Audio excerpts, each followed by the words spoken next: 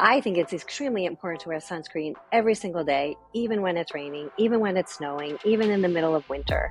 UVA and UVB can cause skin cancer. There are two types of sunscreens. There's the mineral sunscreens, or the physical blockers, and then there's the chemical blockers. I always recommend for your full body, you should use 1 ounce. So picture a shot glass that should cover your entire body. To have a skin cancer removed, it's scary. It's at the end of the day, it's surgery. Welcome to Derm-It Trotter, Don't Swear About Skincare, where host Dr. Shannon C. Trotter, a board-certified dermatologist, sits down with fellow dermatologists and skincare experts to separate fact from fiction and simplify skincare. Let's get started. Welcome to the Derm-It Trotter, Don't Swear About Skincare podcast. Today, I have a special guest on, Dr. Amy Spizuoco, board-certified dermatologist, actually goes by Dr. Spiz, past president of the AOCD, and also dermatologist, dermatopathologist, and Mohs surgeon. So as you can tell, already an overachiever and a wonderful lady at that. Welcome to the podcast, Amy. It's great to have you here. Thank you so much, Dr. Trotter. And I wanted to say congratulations on your newly appointed Board of Trustees for the AOCD. Thank you so much. It's such a great honor to have. Congratulations. Well, I follow in great footsteps like yourself, but Thanks. I'm really happy to have you with us because, what we want to talk about today, sunscreens. I feel like everyone's like overwhelmed, right? With all the information on sunscreens, what's out there, what's fact, what's fiction, what do I need to be doing? And a lot of people think it's really obvious, like why wear sunscreen? Well, they think they kind of know, but I want you to really explain, why is it so important that we wear sunscreen every day? I will. I know there's so much confusing information out there, and not that it changes all the time, but someone puts out one little story on whatever social media, and then it's trending everywhere, and your office is flooded with all this misinformation or just misnomers. So I think it's extremely important to wear sunscreen every single day, even when it's raining, even when it's snowing, even in the middle of winter, when there are UV rays showing, because it can cause UVA and UVB can cause skin cancer. It can cause melanoma. It can cause squamous cell carcinomas, basal cell carcinomas, you name it, all related to sun exposure. And so if somebody's out there thinking like, yeah, I don't know, sunscreen, is for me. I hear I got to wear it every day. It sounds like a lot of work. Who do you really think of that should be wearing sunscreen and who shouldn't be wearing it? Everyone should be wearing sunscreen. My patients come in every day and, in the morning, and they'll say, oh, well, I'm just coming here for my appointment and then I'm going to my office and that's it. I'm barely outside. But what they don't realize is there's UVA and UVB outside no matter where they go. Especially where I practice in New York City, we're in the concrete jungle. There's, asphalt everywhere. So it reflects up, it reflects around. So every single person should be wearing sunscreen every day. We say Fitzpatrick skin type, the lighter skins to the darker skins. So anyone who has skin should be wearing sunscreen every day, in my opinion. And how do you deal with that with children? If you have a parent coming in that maybe has a little one, a newborn, maybe, born a few weeks ago, they want to go somewhere nice. How do you counsel them on sunscreen and what they should do for kids? Well, for one, stay out of the sun. That's my main thing I tell everyone at all my skin cancer screenings or any appointment we have with patients. Stay out of the sun. If you have to be in the sun, try to stay out from the hours of 10 a.m. and 2 p.m. mainly. But if you have to be in the sun, you want to cover up as best as you can. So anything physically that can block your skin from the sun. So hats, sunglasses, long sleeves, anything to protect and cover your skin and block. Also, there's clothing that has sunscreen added to it. It's called UPF protective clothing. So I always recommend our patients buying that, especially for the little ones who are going to be out in the water, playing in the sand all day. And then two, you can also buy laundry detergent and use it, and it will add sun protective factor to your clothing if you don't want to buy clothing that already has it in. So that's what I always recommend for the little ones. Well, and that's really great too, because then you can make essentially any piece of clothing potentially some protective, and especially with us not wanting those little ones under 6 months of age to use sunscreen, that clothing becomes pretty important, as the avoidance that you highlighted there. Because I think people just think, oh, being out in the sun, it's healthy for them, right? We need that sun exposure, but not realizing how immature and sensitive their skin is and prone to sunburn and what can actually happen. So really good points that you highlight there. Because I think parents are looking at sunscreen once they want to start using this, 6 months of age or older. Part of the concern is they're like, I don't know, I don't like these ingredients in sunscreen. Do you mind talking a little bit about those ingredients, like how do sunscreens work and the difference between like the chemical and mineral sunscreens? Absolutely. So there are two types of sunscreens. There's the mineral sunscreens or the physical blockers, and then there's the chemical blockers, the chemical sunscreens. So the way the mineral ones work is they are laid on the skin or applied to the skin, and they reflect the UVA and the UVB. So those are the mineral ones: titanium dioxide, zinc oxide, the physical blockers. The chemical blockers are like the avobenzones and the octicryolate. I can't even say all the words, harder than my last name. But those are the ones that actually get absorbed into the skin. And they are able to, what they do is they absorb the UVA and the UVB, so they kind of scatter it under the skin. So the mineral or the physicals are going to reflect, and the chemicals are going to absorb that UVA and UVB. And when you think of those, like for your own personal opinion perspective, do you feel like both of those are safe options for patients? Because I think a lot of people out there think, oh, they hear the word, chemical sunscreen. I think the connotation of chemical, people think negative, right? Like chemical must be a bad thing, not even thinking that, well, zinc and titanium oxide, I mean, those are both chemicals. Water is a chemical, right? So I think part of what confuses patients, people out there is, are these really safe? Are these okay? What are your thoughts about that? I think the ones that the titanium dioxide, zinc oxide, the mineral or the the physical barriers, I think they are safer because they don't get absorbed into the skin. They really just kind of reflect the sunlight back, the UVA, the UVB. Um, the absorption of the chemical blockers, I don't think anyone really knows how much exactly gets absorbed, into the system and what it actually really can do. So I mean, if you have a choice, I always say the physical or the mineral blockers are definitely, we know, are safer. The extent of safety, I don't think anyone really knows. But in my opinion, any sunscreen is better than getting a melanoma. Well So any said. sunscreen. Because I think that's true, like part of it is, what are you comfortable with? So if the thought of using one of the chemical type component sunscreens really freaks you out, then yeah, stick with the mineral. I try Right, to encourage people to, we do know that there is some absorption of some of these materials like chemicals into the body from sunscreen use, but we really don't know what to make of that. Does that necessarily mean that they're causing harm, right? And I think right, the jury's still out. We need more data. So you're right. I think right. using sunscreen, regardless whether you choose a mineral or chemical one's great, or maybe you do a hybrid. There's lots that combine it now that some people like the Yep, benefits, of both. And maybe that you can get the best of both worlds. But I get where absolutely. people are kind of concerned because I think when they're looking at the label, they're reading, oh, is this mineral or what are these chemical names? Like you mentioned some of the examples. And then they're also looking at SPF. But a lot of people don't really know what SPF means. Do you mind explaining that a little bit to give people a better idea if they're looking at that label, what SPF refers to? Yeah. So sun protection factor. So that is the level of protection that this product or this sunscreen is going to give you from preventing a sunburn. So it's measured by it's calculated and measured by the minimal erythema dose. So what they did when they tested out is they apply a sunscreen to an area of skin on the body. Um, they apply sunlight or UVA or UVB to an area of skin, and then they also apply an area of sunscreen to the same area, a layer of sunscreen to the area, and they calculate how long it takes for each spot to burn. So if with sunscreen on, it takes 150 minutes to burn, and without sunscreen, it takes 10 minutes, you now have SPF 15 because it gets divided 150 by 10. And that's how they figure out those numbers. So when they measure the SPF, though, it really only refers to blocking UVB, not so much UVA, and that really applies to the chemical blockers. Excuse me. So we know the avobenzones and the octicryolates.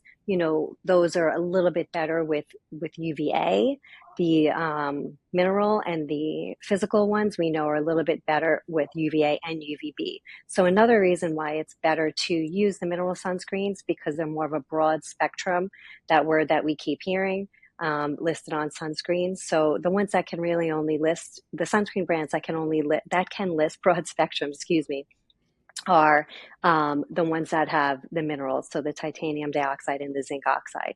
So another reason why those are going to be better for you because they block more UVA and UVB at the same time. So it sounds like that's what we should be looking for on that label, right? An SPF, at Broad least of, spectrum. yes, broad spectrum are the two things to make sure we're hitting those UVA and UVB rays. And we'll talk a little bit more about specificity with SPF, maybe what you would recommend. But there's also this concept of like the PA rating of sunscreen. And I think some people have heard of it here in the United States, but it's definitely better known in other countries or parts of Right. Asia. Do you mind explaining a little bit what the PA rating is in case somebody does see a bunch of positive signs on their label and they're wondering, what is that even referring to? Yeah, so this was used to test the level of the UVA protection. It's the protection grade of UVA. And right, there are pluses. So one plus is going to be like minimally protective against UVA. Lots of pluses are going to be much more, it's a gradient there too. But that's going to let us know what's helping to block the UVA rays. And then if you have people that are looking for the extra bonus, they can, okay, this says broad spectrum. I got my SPF. Maybe there's a PA rating. What about they're going to be in water a lot? If they're, going to be swimming, or maybe they just tend to sweat a lot, what should they be looking for on their label as well? So they want to look for water resistant. They used to say waterproof, but then a few years ago, the FDA said nothing is waterproof, so you can't say that. I think the FDA even has a hard time with water resistant, but they'll allow that and tolerate that on labels. So that's going to measure how long this sunscreen will be able to kind of protect the water from seeping in and washing off the sunscreen. So it can either be 40 minutes or 80 minutes. Obviously look for 80 minutes so it lasts longer. But I'm sure you do the same thing. I always tell my patients if you're going to be out in the beach or the lake or you're going to be sweating and somewhere where you're going to get water on your skin after applying sunscreen, you want to make sure that you reapply. I say every hour. I know the AAD, and probably the American Cancer Society all say every 2 hours, but I just don't think people listen. So, compliance is such Yeah. an issue. So I say, if you're going to be out all day, sweating and getting wet, reapply every hour. Yeah, I think it's And human that's what we're nature, going to. right? You give people an inch, they take a mile. So I think Yeah. you shorten that a little bit, even though you're right. Our guidelines are maybe give people a little bit more leniency, which I think that's what a lot of people want to know. Okay, like if you would summarize, what minimal SPF, what should my label say? How often should I reapply? What do you tell your patients with sunscreen? I sound like a broken record after a skin cancer screening, and I feel like my staff want to just fall asleep standing. But I say, I say stay out of the sun. If you have to be in the sun, let it not be between 10 a.m. and 2 p.m.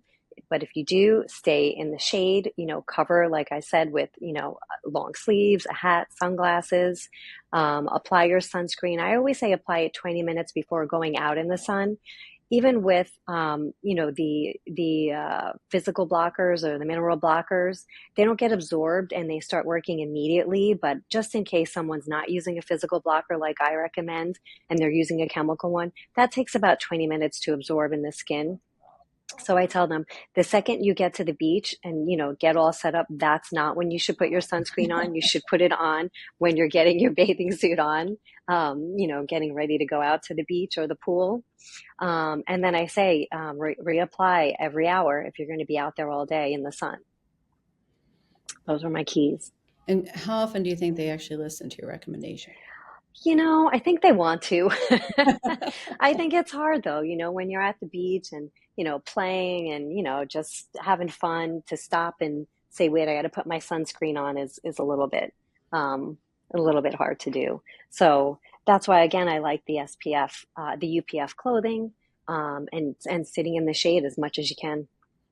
Yeah, I think that's the hard part. Sun protection in general is a lot of work, right? Like, I think we're It all, is. even myself as a dermatologist, I mean, I can be as lazy as the next person. And my husband always makes fun of me because he says, "Oh, it's you and the 5-year-olds with your rash guards on, when we go to the beach." But it's a lot of work, to keep reapplying, chasing the kids down.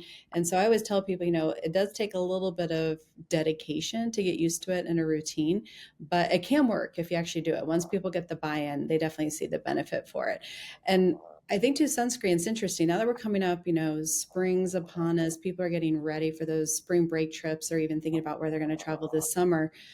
Should they use their sunscreen from last year? Or what do you think about expiration dates? What do you tell people to look for? Because a lot of those sunscreens have been thrown in the car, for weeks on end toward the end of the summer. Maybe they were in their hot, beach bag down at the beach. How do you educate people on just expiration of sunscreens? I tell them it's really important because while other things can have a little bit of a longer shelf life, you don't want to mess around with your sunscreen because we really don't know if it does say April 2025. Are you going to use the Memorial Day weekend a month later? We really don't know what it means with the shelf life when it wears out, and that's not something you want to risk. Putting on a sunscreen that you think is going to work and then you get a burn. Then years later you end up with the skin cancer. So I think expiration dates are super important. And speaking of that as well, the sunscreens that are laying around in your trunk or in your beach bag that you put in your garage for the winter. Um, I always recommend for your full body you should use 1 ounce. So picture a shot glass that should cover your entire body. And I tease my patients and say that like a 4 ounce bottle of like copper tone, which I don't think exists anymore, just aged myself. But that 4 ounce bottle, like if you're a family of four, you should use it at one beach trip, or even just on your way to the beach. You need to have backups with you. So Mhm. expiration date, I think, is super important, and that's not something you want to risk when it comes to sunscreen. Not at all. I know we kind of talked about labeling and stuff we're seeing now on sunscreen, how much to put on. What are your thoughts on sunscreen and kind of this, concept behind like the high energy visible light and, kind of making comments about that on sunscreen labels? Is that something that you talk to patients a little bit about how that can contribute maybe to skin issues as well? I do to an extent, but I think there's still not a lot known out there about it. So I mean, I, I've just always said it, and I still think it holds up no matter what. Always wear your sunscreen, even if you're just going out to the mailbox to get your mail or your newspaper. Hmm. Like it's just light's coming from everywhere, and we're learning more and more about right the effects or the benefits of visible light. Yeah, and I feel So like too, super people are important. a bit more concerned, like you and I sitting at the computer right now, like what kind of exposure are we getting, the blue light, or people are on their Yeah, phones all day and kind of wondering, what's that going to do to my skin, in the long run? And you're right, I think we don't know necessarily for skin cancer per se, but definitely I guess if somebody's prone to hyperpigmentation or those types of changes, they might be a little bit more concerned or, looking for those iron oxides in sunscreens, that might be helpful, to kind of help with that potentially. And that's another thing on the label. I feel like checking all these things off can definitely be challenging, but at higher SPFs, people can also get that additional protection, which I think is useful too if they're kind of concerned absolutely. about that. Because I think although we focus on sunscreens, quite a bit. I think what's hard is there's just so many sunscreens out there, right? People are like, what do I get? Do I get a spray? Do I get a stick? Do I get a lotion? And I try to explain to people, we kind of call that the vehicle, the way your sunscreen, how it comes packaged or how it's sort of delivered to you and how you're going to put it on. Can you kind of clarify, for people out there that are thinking, oh, sprays don't work as good as lotions or they don't work as good as sticks? Like, what do you tell your patients if they're, I'm pro stick, but I hate using a lotion? I tell them whatever sunscreen, whatever vehicle, like you mentioned, they're comfortable with, that's the one that they should stick to because that's the one that's going to work because that's the one they're going to use. So I like the sticks. I like the lotions. I like the sprays. What a lot of people fail to realize with the sprays is that you do have to rub it in just like a lotion and just like a stick. You can't just spray it and think you're good. You spray it just for ease of, I think, application, but then it does need to be rubbed in for sure. I also I have a lot of patients, always doing marathons in the city and they're always outside running. So they're sweating all the time and they don't want to put sunscreen on their face because they feel like it gets in their eyes or in their mouth. So then I recommend like the powders. Color Science was probably, I think, one of the first brands to create like powdered sunscreen. There's clear ones, there's tinted ones, whatever people want. And even for the scalp, like the part line, I always recommend sunscreen when people are out. And if they don't want to do a spray or a lotion in their hair, like I wouldn't, I don't know if you would. I always recommend the powders for that too. I think it's really helpful. So I think vehicle doesn't really matter just as long as it's applied and it's used appropriately, like we've said about 20 times already on this talk. Yeah, I think we've all been at the beach before and you see people spraying. They're holding out here, and most of it is dropping to the ground, not even coming in contact with their skin. I'm like, well, yeah, that's probably why it didn't Yep. work, even though it's in the And spray blowing in the fashion. wind. Exactly, exactly. Which brings up another point, how you mentioned like just, paying attention to the part line in your scalp. Because a lot of people do think, oh, I totally forget about my scalp and wind up burning. What about lips? Do you have any recommendations for what people should do for their lips? Because I feel like that's another area that gets neglected with sunscreen use. Absolutely. It's for me, I always remind patients lips and ears because when I do a screening and I see lots of freckles on the ears, I always remind my patients it's so easy to forget your ears. When you're applying your sunscreen, don't forget that and your lips. A lot of that I say, if you can tolerate it, put your sunscreen on your lips too. I know it's kind of yucky tasting, but the great thing is there's so many lip products out there now that put SPF. Aquaphor has a couple of great ones. Even I think Clinique has it. Their Moisture Surge lip has some SPF in it. So I always recommend getting any kind of lip balm or any kind of lip sunscreen for that matter as well. And I have to ask because I feel like this is what more and more patients are coming in. Again, we talked about all the different products. They go down the sunscreen aisle, they're like, where do I even start? They're feeling them, they're smelling them, trying to figure out what's going to be the best one. Like you said, one that they love is one they're going to use. What's all the hype and the rage with Korean sunscreens that people you'll see on social media and people are just asking about? And how do you talk that through with patients about what you think they're valuable for?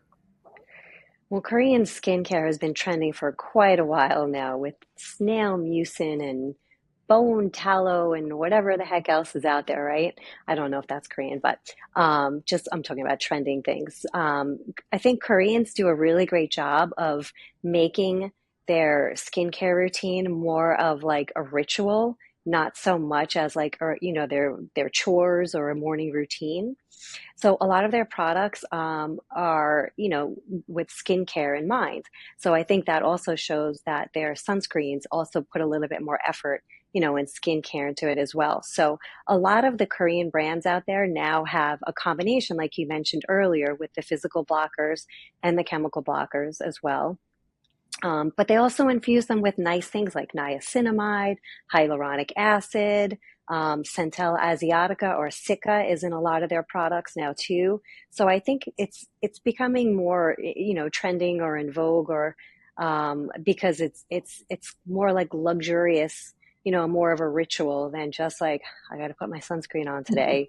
So I think that's a big feature and a nice factor of the Korean sunscreen products out there. I think their approach could benefit a lot of people, like you said. I think we do approach sometimes their skincare regimen like it is such a chore or one more thing to put on our list because people are busy. No matter who you are, you've got busy days, and especially in the morning when you're barely awake and haven't had Yeah, your coffee yet, and you've got to take care of your skin, or at night, it's been a crazy day, and you just want to fall into bed. They might have the right approach, and I like the way you said that putting your sunscreen on doesn't necessarily have to be a chore. It's just a part of self care for your skin. So they may be onto something there because I've seen some I of their think products, yeah, and feedback, and people talk about that or that they're lighter weight or some of their mineral blockers blend a little bit better and you don't see as much as that white hue and they may have some filters that we don't have that aren't approved in the United States. But I think right. the philosophy you mentioned is something that we should try to approach, that sun protection is a part of self-care, just like you said, or a ritual. There's a psychological benefit to doing that, not just work at the end of the day. But I know it's the last thing a lot Absolutely. of us want to do. And it's brilliant to combine things. I think in our busy lifestyle, doing combo products is wonderful. If you can get antioxidants in with your sunscreen or other Yep. things, that's just a bonus, a total bonus. Yeah. Pulling double and triple duty. Exactly, exactly. Hey, that's the world we live in. Any It other is. thoughts on sunscreen or, things you want to leave the audience with today on your thoughts on sunscreen as they head out this summer? As a dermatopathologist and a Mohs surgeon, I hate to scare people and not, I don't want to say threaten, but I always tell my patients, you would much rather just feel uncomfortable for a few hours at the beach with your sunscreen than have me or someone else come at you with a scalpel, to have a skin cancer removed. It's scary, it's at the end of the day, it's surgery. You're having something of your skin removed because it's got cancer, and I always just try to put a little fear into people to get them to use their sunscreen. But, and the last statement that we mentioned too, I try to make it seem like it's a ritual, Mm-hmm. a lot of the sunscreens now, like especially for women, or people who are interested in doing makeup, they're being combined. A lot of the skincare products now also have sunscreen in them. A lot of them are in powders and foundations, and I just try to show people that it's not a chore. It really can be like more of a ritual, or something that you can enjoy doing for yourself. But you bring up a good point we can talk about. What do you tell women say, oh, I'm good on sunscreen, it's in my foundation, and they kind of blow off like maybe using sunscreen elsewhere, maybe don't think about, hey, there's other places you don't put your foundation. What do you tell women about that? Because I think that's a good point, even though we're sort of, summarizing everything. What do you tell them about the makeup issue and sunscreen? I say it's good that there are, your skincare products that you like that are infused with sunscreen. Please make sure it's 30 or higher. 15, I don't think is enough. I even prefer 50, but I'll take 30 if that's what's there. But then I remind them every sun exposed area needs to be covered. So even, if you're walking outside and you put sunscreen on your face and you're wearing like a tank top, or a t-shirt, what about your neck? What about your chest? What about the backs of your hands? You got to remember to put sunscreen everywhere. And if you're putting your makeup there with sunscreen, that's fine, but you probably aren't. So make sure you're putting sunscreen on those areas too. Good final thought. So sunscreen or be afraid of the scalpel, according to Amy.